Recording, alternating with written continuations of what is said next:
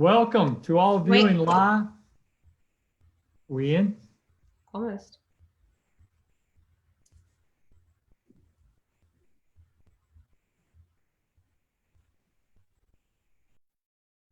Yep.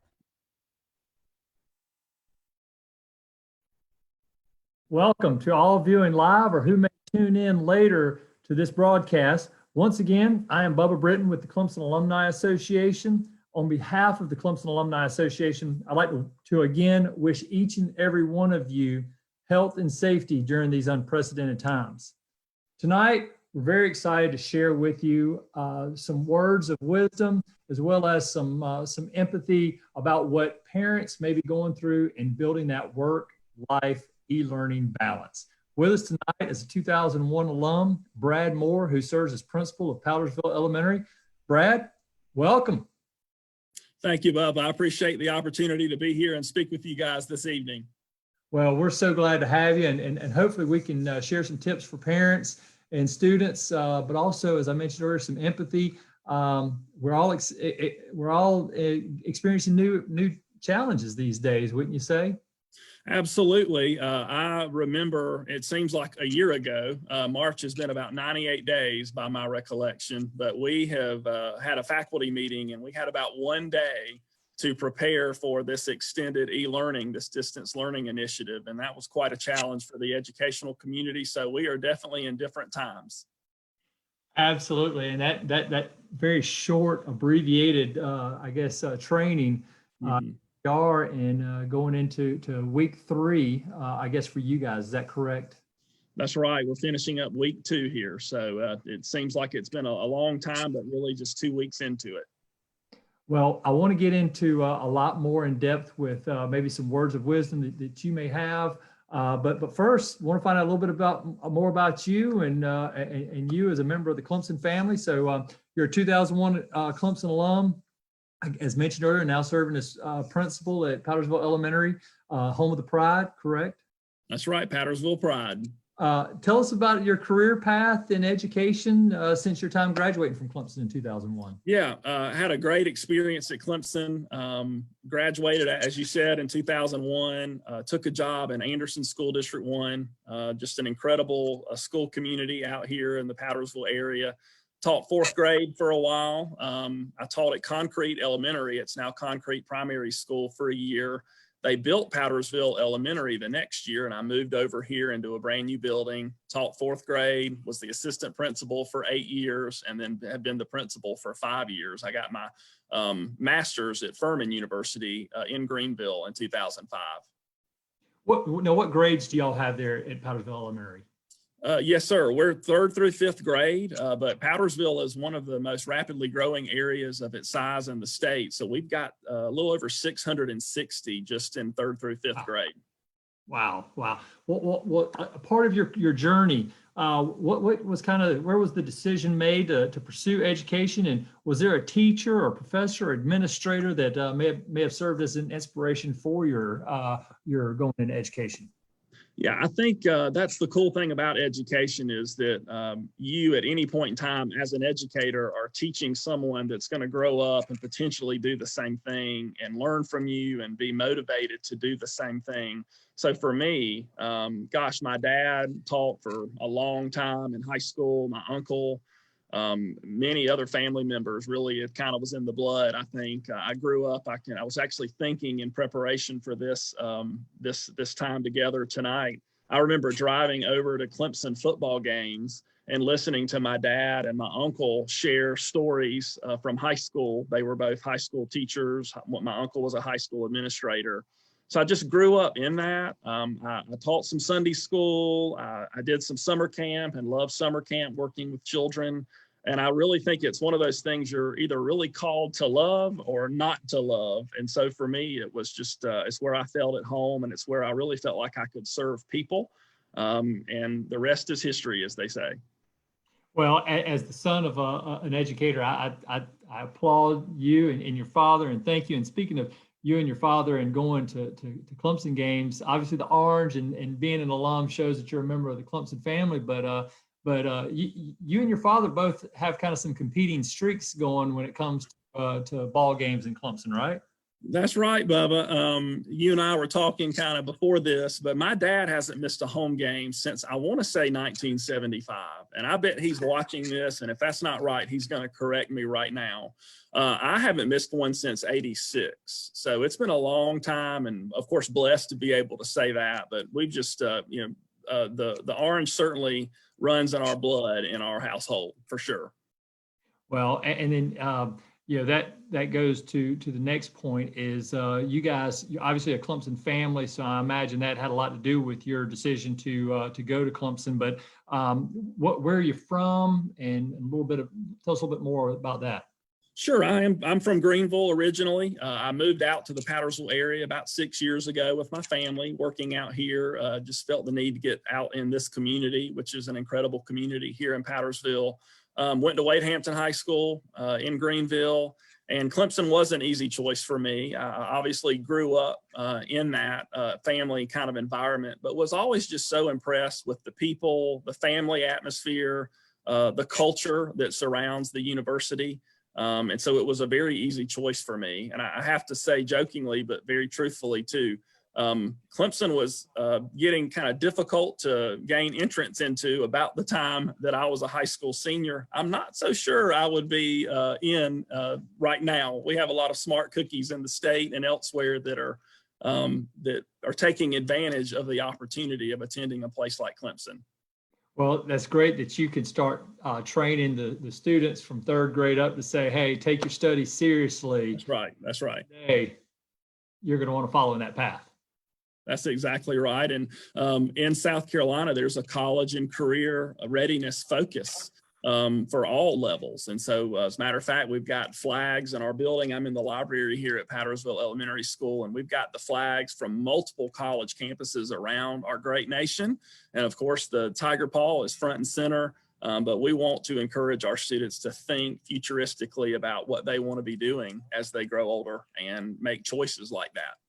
Wow, that's fantastic. Well, as we get into a serious topic of homeschooling, balancing e-learning and everything, I got to ask, I know I've seen some pretty hilarious ones out there. As a principal and educator, what's been your favorite meme regarding teaching kids at home?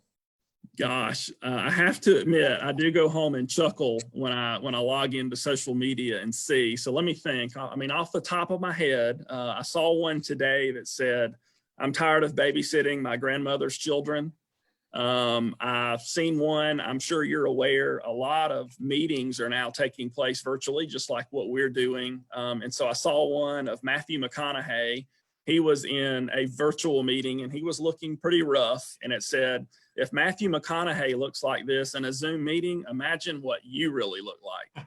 So I thought that was funny. I saw another one about Common Core, which is obviously a hot topic in the educational community and certainly with parents. But it said they might have been learning Common Core in school, but they're about to learn how to carry the one. That's my favorite. That's right. That's one of my favorites. But I have to say, one that I've seen and I haven't seen a lot of, but it's the funniest to me. It's a picture of a dad. He's at the table. He's obviously working from home, which is pertinent, obviously. He's got a glass of wine sitting beside his computer, and back behind him are his 3 children that he has taped to the floor so they can't move. And I think that's hilarious and kind of really kind of symbolizes our conversation that we're going to have tonight. That's absolutely. Well, I hope people can find some time to have some lightheartedness or have a laugh in the face of some auspicious times that can be difficult otherwise. But with that, I'm glad. I want to take a moment just to let anyone out there watching that as we go through this, and Brad being so gracious with his time, we go through some questions that we assume a lot of you have. If there's anything that you have a specific question about, please don't hesitate to put it into the comments. And as we get through the already saved questions, we will be more than happy to try to touch on as many of those as possible as time allows. So with that, as we go into most the thing of concern, and that's e-learning. Brad, you're a parent working to balance work and e-learning yourself, right?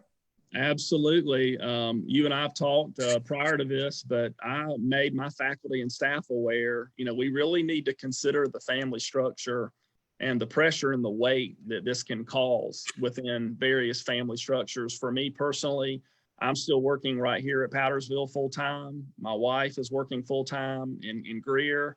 Daycare is still open for our youngest, who's 4, and then my middle child, Abby, is a 5th grade student here.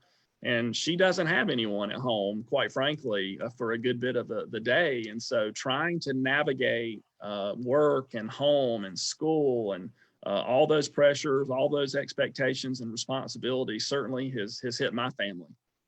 Any particular hurdles or obstacles that have really been kind of glaring?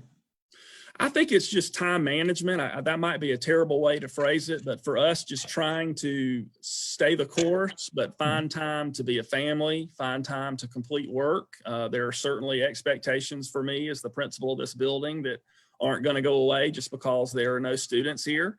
I'm still serving students. It's just in a different way. And then trying to check in on my children and their hearts and their emotional well-being and their academics as well. I mean, trying to navigate that just in general is difficult. Now with different time schedules and different calendars and a different look, it's very difficult.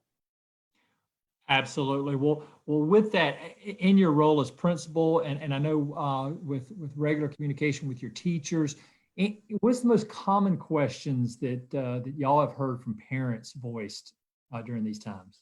Sure. I mean, I think I can tell you in our community, we have great parent support, and our parents are just concerned, number one, about their children, their well-being, first of all, our needs being met. But then related to e-learning, I would say, they're concerned that maybe they're not doing what they are supposed to do from the parent perspective.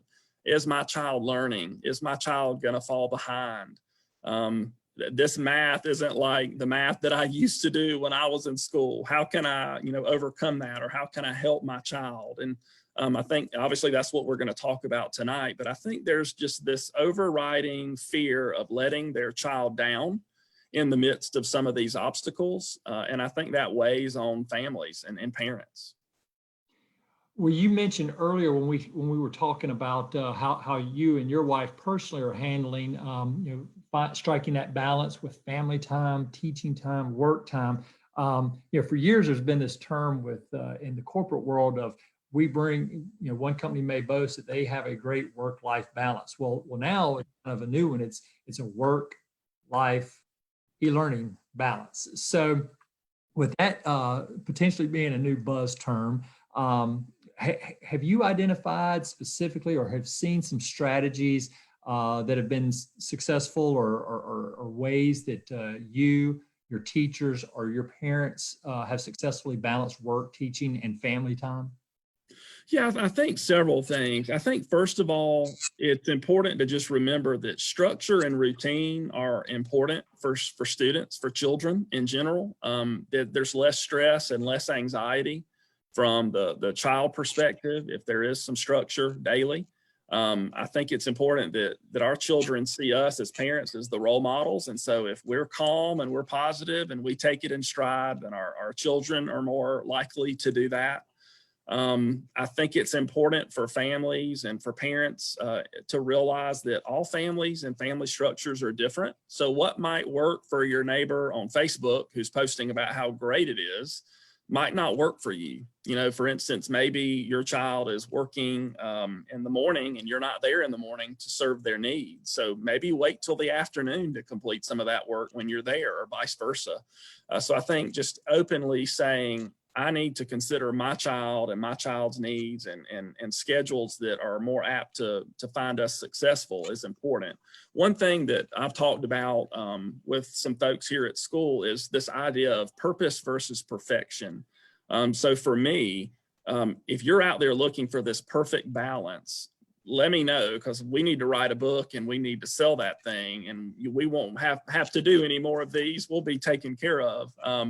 There's no such thing in my mind as a perfect balance. I think what you do is you work toward a purpose. And so what I mean by that is if you have an idea of I'm going to have 33.3% for my family, 33.3% for e-learning and 33.3% for work daily, you're going to be very disappointed very quickly.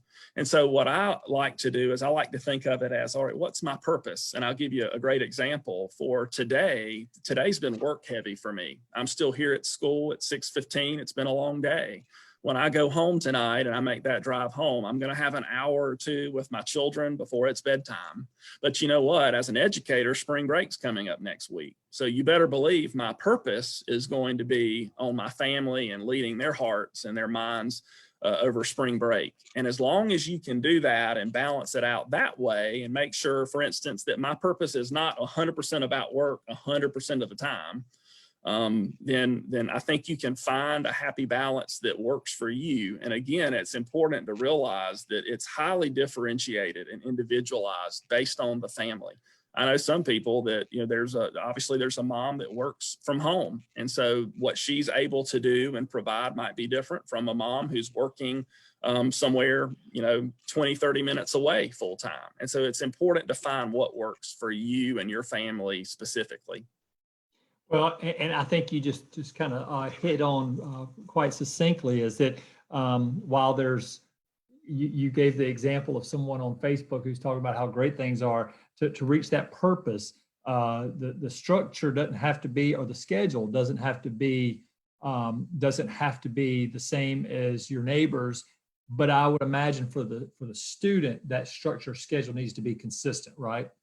Absolutely. Again, as we started talking, I mean, most students, most children are going to really be successful and thrive when they have some semblance of structure. Now, structure doesn't mean it's the same second, the same minute, day by day, but they kind of have an idea of what to count on. In other words, I know that when I wake up, I'm going to do this, and then next we're going to do this. And the more you can keep it consistent within that structure, that framework, your child will certainly benefit. Well, the structure, the framework are one things that I think that parents can put together, but there is the problem with the environment of being home. So what are some things that parents can do to keep their students engaged in learning, despite the fact that they're in an environment that's not the class? Yeah, well, that's a great question. And I'll be honest with you, I could probably talk too much about that. But just to give you a few things, one is, I think it's important to note that you can't fit, and I think there are some parents out there that think, I've got to fit this model from this school building, and I've got to squeeze it into a couple of hours at my house. And if you do that, you're going to drive yourself crazy. There's no way to do that. It's not meant to do that. We're trying as a school system to impart some knowledge, some essential things that we want our students to have foundationally, but we can't do that in an hour and a half, 2 hours worth of time. And it's okay to admit that. And let's make the most of this situation that we find ourselves in. But I think, simple things like make sure that in terms of structure that you're going to bed on time and that you're waking up and you're not sleeping in till mid-morning. I'm getting up and I'm eating breakfast.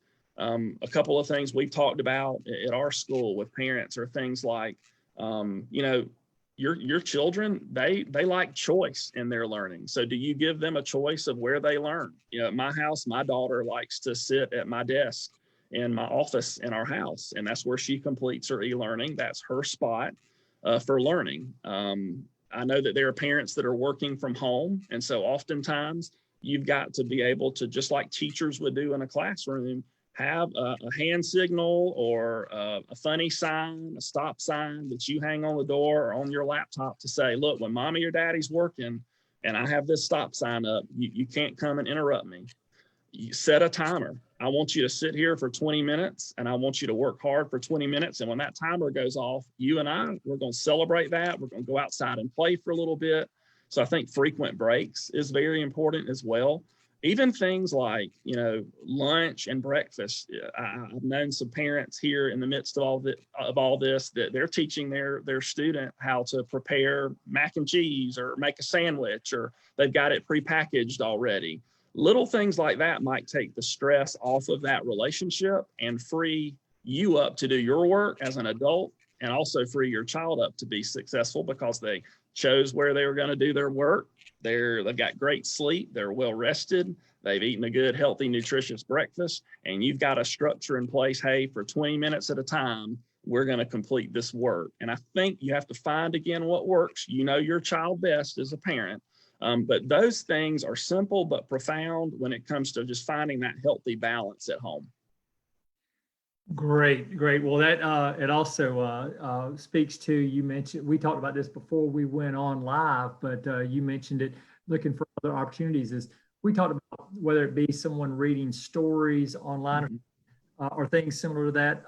What are some educational opportunities for parents to share with their kids that are outside their e-learning, but things that would engage their kids in learning opportunities that for self-learning that they can watch online or they're fun for parents and their kids to do together that you've seen? There's a lot out there, and this is something, Bubba, we were talking about prior to coming on Facebook, and that's one of the benefits of what's going on in the world right now. There's a lot of tragedy, certainly, and we have to be understanding of that, but there are a lot of good things that have come of this. There are virtual field trips galore. There are a lot of websites that were pay websites. For instance, ABC Mouse is now free. You can get a free subscription to that, and that offers math and reading. Discovery Education has virtual field trips that are amazing. Our reading coach at school just shared with us just today, wideopenschool.org, wideopenschool.org. That has tremendous resources, field trips, all content areas. It even has kind of a mock schedule for parents if you are one of those that just really wants to abide by a certain schedule. So that's a great thing. I've noticed here in Greenville in the upstate, one of our local meteorologists, Chris Justice, is posting some weather lessons every morning, which are highly engaging and really fun. So you're not going to have to look far to find those opportunities. I would say, though, that this is a great opportunity for things that maybe in the old way of life, it sounds funny to say that, but maybe it's time to yard work and dishes and fixing things around the house and laundry and some of those other things that might seem trivial but are important life skills that your child is now ready for, and you've dodged that, and now there's time and there's the ability to teach those life skills that are equally important in my mind. Absolutely. That I hadn't even thought about, which I'm sure parents are thinking of those things. So with every, finding a balance of good and bad, hopefully there's a lot of these things that kids will look back upon and parents look back upon as been some great times of learning together and being able to take things to the next step on items outside the classroom. Well, shifting a little bit to the teacher perspective, as a teacher and administrator, what's the hardest part of not being in the classroom? Oh, that's an easy one. I think if you talk to any teacher, they're going to tell you that they work so hard at building relationships and building a climate and culture in their room that no matter how hard you try in a virtual meeting, we've even had some awesome teachers drive by the houses of their students and wave and just say hello and hold up signs. I mean, they're trying to do everything they can on that relational level, which is so important to a teacher. Rita Pearson has a quote that says, kids don't learn from people they don't like. And so the first thing our teachers do is they work really hard to build relationships, and that can't be replicated when you're not together like this. But then also, obviously your materials, your structure, our classrooms all look different, but they're all kind of finely tuned machines, and it's kind of hard again to make all that up in a very confined space and confined time limit that we currently have. And so I think our teachers are doing the best that they can, and parents need to know that. Our teachers are working away, but obviously they're missing their students. Certainly, and this is one that my girlfriend works as a speech pathologist in the elementary school environment, and she brought this term to me, and you and I talked about this before, but and this may shift a little bit back to parents and something that they can hopefully pick up from our time together tonight is how to differentiate instruction. Share a little bit about just what that means and how it can possibly it's difficult for teachers right now, but could be an advantage for parents at home. Sure. I mean, differentiating can mean a lot of things, but really it just means that all children have strengths and weaknesses, and they have a certain level, let's just say in math, where, they know this material, but they don't know that. Or in reading, they read to this level, and we want to continue to reach them where they are. And so in a classroom of 25, 26, who knows, 30 students, you've really got to work hard as a teacher to reach to the level of all of your students. And sometimes that's done individually, sometimes that's done in a small group atmosphere. But you as a parent, you know your children, and you probably have access to your child's teacher, and your teacher can share some information about your child's level and where they are and specific things in those content areas that they need to work on. And so when you know your child and you know your child best, and you have some of that information from the teacher, you probably can cater some things at home specifically to some areas of weakness, where you can address some things and really fine tune and focus on some areas that are much needed for your child specifically. Gotcha. Well, I know in our office setting, we get together twice a week via a Zoom call, not unlike this. Of course, there's a lot more faces. Someone said this morning, we kind of look like the Brady Bunch thing going there. How do you, you and your teaching team, how do y'all stay in touch and with regularity? Yeah, we had to make some quick decisions as an administrative team. My assistant principal and I value communication. There's a quote out there that says, where there's a lack of communication, negativity fills that void. And that's very true. And so we are meeting via Zoom with all of our teachers weekly. Today we met with fourth grade via Zoom. Ms. Tollison, my assistant principal, and I, we actually are still in the building. She works about half the day, 3.5 hours. So she and I collaborate daily. We are texting with our teachers, calling. We are doing everything we can to stay engaged and also have a successful plan in place for our students. So there's still a ton of planning and a ton of communication that's going on. It's just virtual, so it looks different. It is a new normal, if you will. And I know that's a term used way too often. We talked earlier about for parents having their kids in the home environment and teaching, but fellow students are a major part of the educational experience for children. What can kids do to have this social and learning experience together? Yeah, I read it in an article a couple of weeks ago that said first of all, it's important that it's social distancing. It's not social quarantine. And so there's a definite difference there. So yes, you want to abide by the rules and the laws and what the authorities are telling us, but there is a social emotional element to how children learn. And if you ignore that, then you're doing more harm than good. In my opinion, that's got to be taken care of first before you really even get into some of the academic information and things that you have to do academically. So, gosh, I think you've got to extend things beyond the technology. I think that's really on my heart to share, is that I even jotted down in my notes, disconnect versus discontent. And so at some point, yeah, let your children Zoom with neighbors and friends. I've heard great stories of friends getting together and talking on Zoom. I've heard great stories of Sunday school taking place in a virtual meeting. I mean, all those things are great. At some point, though, I think being willing to totally disconnect, and that means put your device to the side, and that's hard for me because I'm required to have mine, and obviously in an information age, that's important. But gosh, I have seen some incredible things, camping out in the backyard, neighborhood scavenger hunts, all the bedtime stories that are on the internet right now. You can go to Powdersville Elementary School's Facebook page. We have a daily read aloud done by me, my assistant principal, my reading coach, my media specialist, but they're all over the place.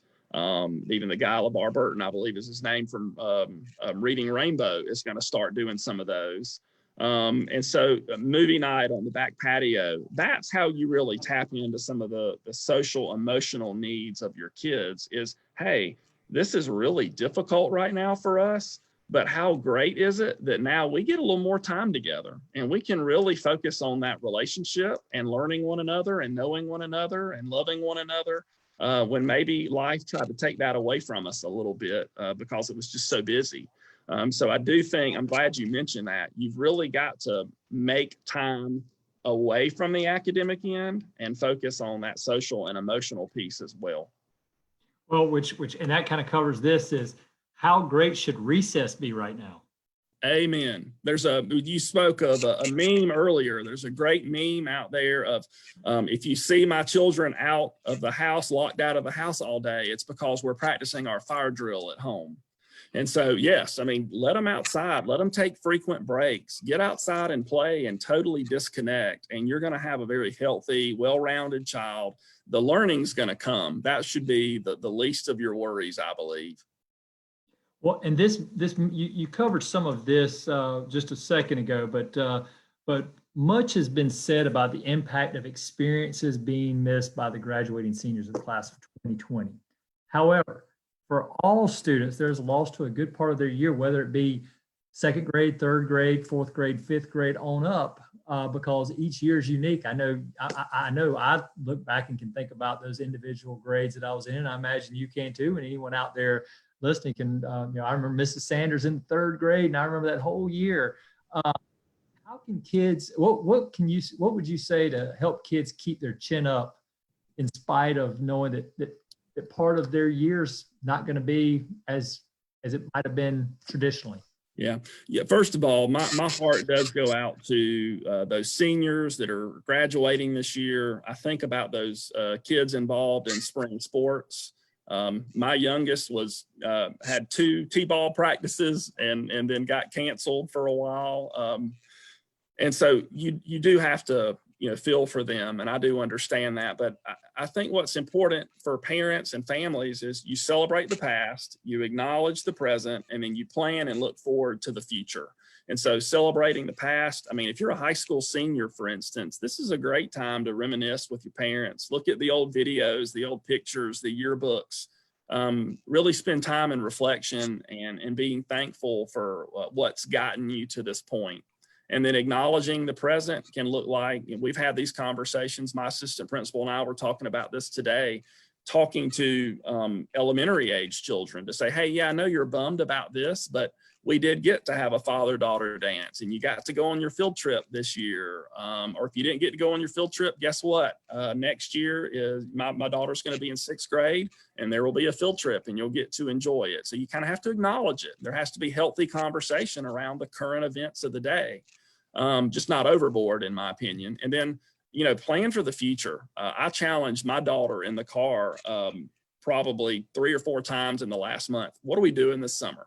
Let's assume that things are going to be better. What do we want to do? And that's anything from horseback riding to go to the pool to, pizza and movie and you name it. I mean, it's important for kids to have hope. And I think that's important that there is a message of hope. And then, why not quote Dabo Sweeney? He's a quotable guy, but he talks about the best is yet to come. I firmly believe that from my perspective. It's tough right now, but for families, you've got to plan on good times are ahead. Absolutely. Well, all right. So if there may be some kids watching us talk tonight, Brad, or parents who may want to share this a little bit of brilliance that they can share with their kids, what can kids do to help their parents in this process? Yeah, well, I think 2 words come to my mind: perseverance and responsibility. And I think it's a great time for our children to persevere, and we as adults have to model that for them. But times are tough, things are different. It might not be the way you want it to be, so you need to persevere with a happy heart and complete tasks that are put in front of you, and that's the responsibility part. We are receiving stories of our students that are now, babysitting siblings while parents go to work, who are, helping make meals and feed siblings, and assuming some pretty crucial responsibilities at the house. And of course, again, that's going to be very different based on the family and the needs. But I think this is a great time to teach responsibility. I know personally for me, when I leave the house, I want my daughter to have her e-learning is done to the best of her abilities that she can. And then there are, you can take out the trash, you can make your lunch, you can pick up your dishes. I mean, those are simple, but I mean, easy things, and it builds this idea of, I can do it, and I can achieve, and I can help my family by doing my part. Those are all wonderful, all wonderful. Well, Brad, we do have a couple questions from folks watching. So the first is, if parents are having issues helping their child with subjects they may not know that much about, what should they do? Yeah, that's a great question. I take phone calls during the day at school.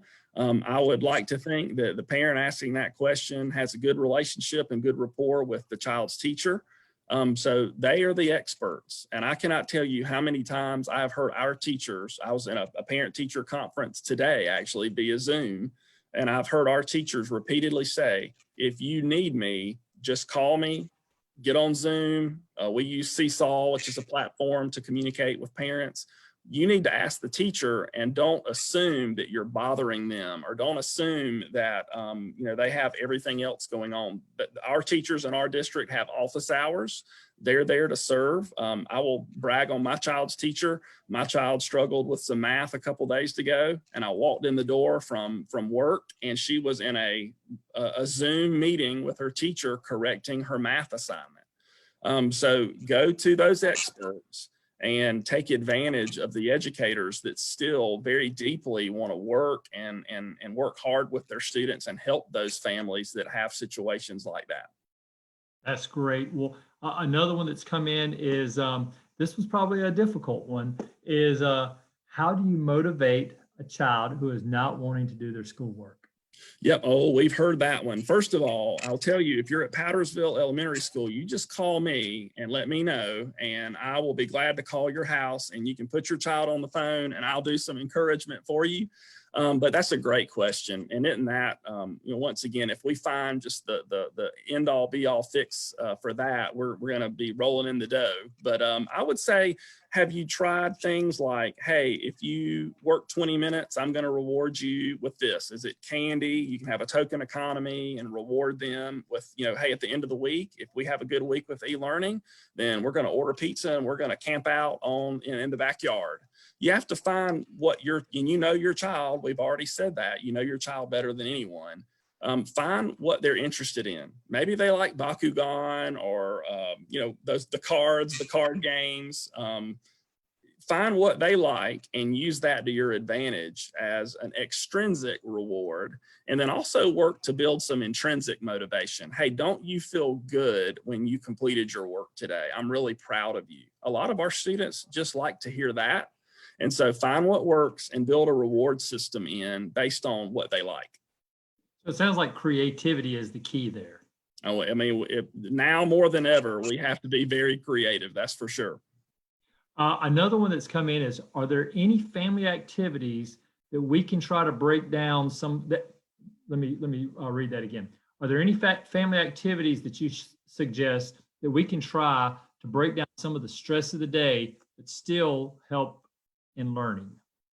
Yeah, you can always add movement or going outside and changing location. And so, I mean, even at school, we'll have students in classrooms that if they're working on math and they're working on their multiplication facts and, nobody likes to study those, they'll be in the hallway. And as they're walking from the classroom to the cafeteria, they'll call out multiplication facts and there'll be a piece of candy when they get one right. Or they'll go outside to the outdoor learning lab, the outdoor classroom or our courtyard. And just a change of scenery is motivational for them and kind of helps just to break up the doldrums, if you will, of, hey, I'm sitting in a desk for 2 hours completing my work. So I would recommend add some movement to it and add a change of scenery and see how that works for you.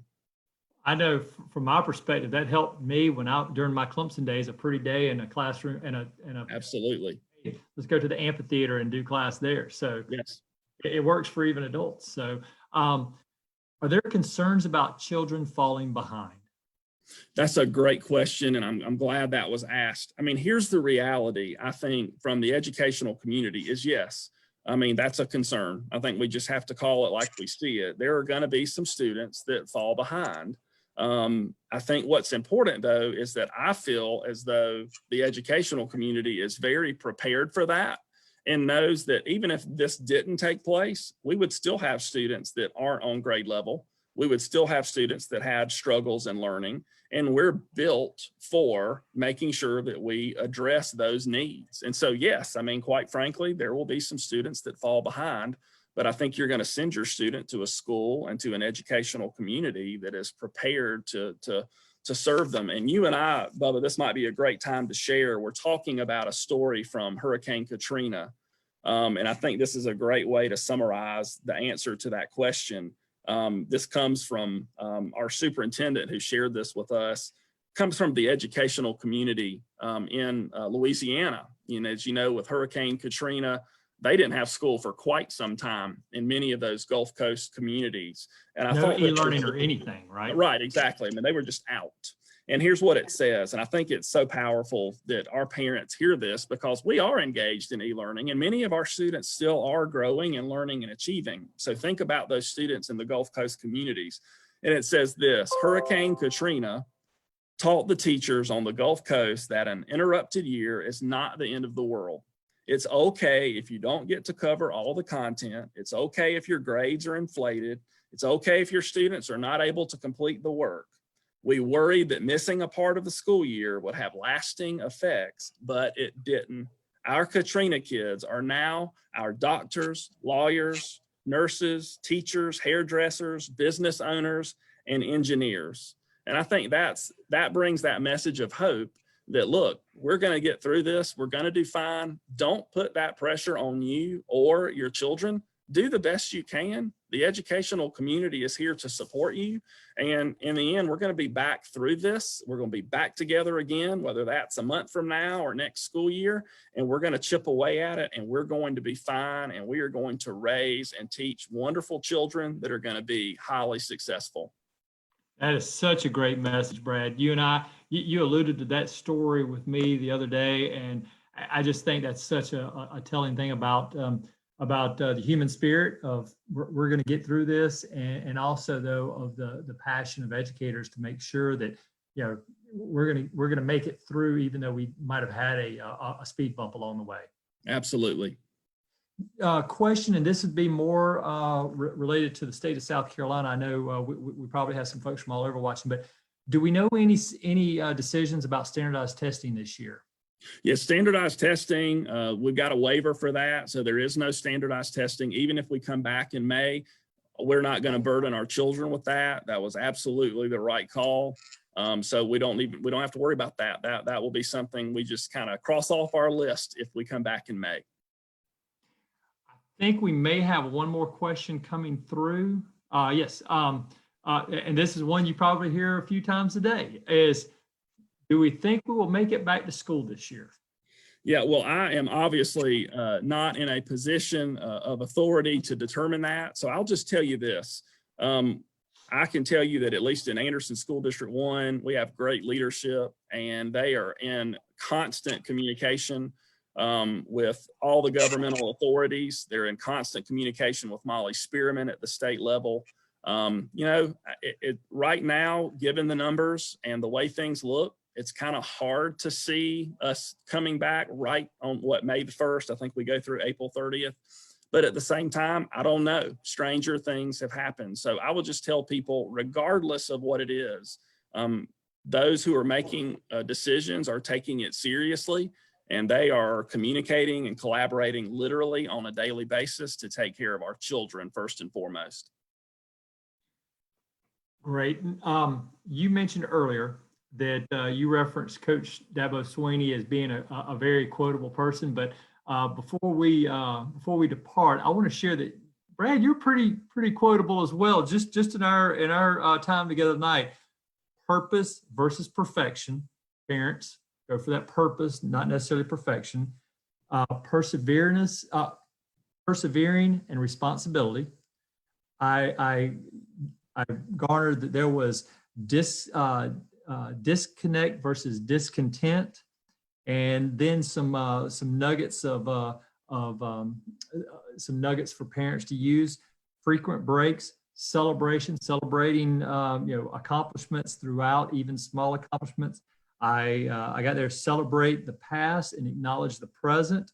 And that there's also opportunities to find things on places like wideopenschool.org. Check out the WYFF site for Chris Justice's meteorology, and at your own Powdersville Elementary Facebook site to see folks reading. So based on that, there's probably for people with other schools, probably very similar things. So with that, any other tidbits or quotable things that you might be able to share with us this night, Brad? No, I think I'm quoted out, but I'll just say this much. I'm impressed with just our communities here in the upstate and what I've seen specifically in Anderson 1 and in Powdersville. We've got great people, and understand these educators that are working hard, they have families just like you do. And so they understand that we're all in this together. And again, we want to preach a message of hope, that we're going to work hard and work together through this, and we're going to come out just fine on the other side of it. And so if we can be of service, you can find me on Facebook or at Powdersville Elementary School, and I'll be glad to help and offer anything that I can do to assist families. Brad, I can't say thanks enough for taking time out. We talked at the very beginning about work, life, e-learning, time management, and you've been so gracious to take this time and offer some of these tidbits, as we mentioned at the beginning, to give parents, share some empathy with what they may be going through, but also give them some sources of hope, as you mentioned earlier, but also some ways to help encourage and inspire their kids as they go through this unique journey. So with that, I just want to say thank you very much for sharing your time with the Clemson family. Absolutely. Thank you for the opportunity. Now, before we depart, just want to share with those who may be viewing now or may catch up on this broadcast a little bit later via the Facebook Live. On Thursday, we will be sharing another one of these question and answer opportunities with Dr. Milt Louder, and that is going to be entitled Questions on Quarantine, Managing Your Mindset. Dr. Milt Louder, psychologist and Clemson alum. So with that, we want to thank all of you who have been in attendance now and later. Brad, thank you once again. And for all the rest of you, go Tigers. Go Tigers.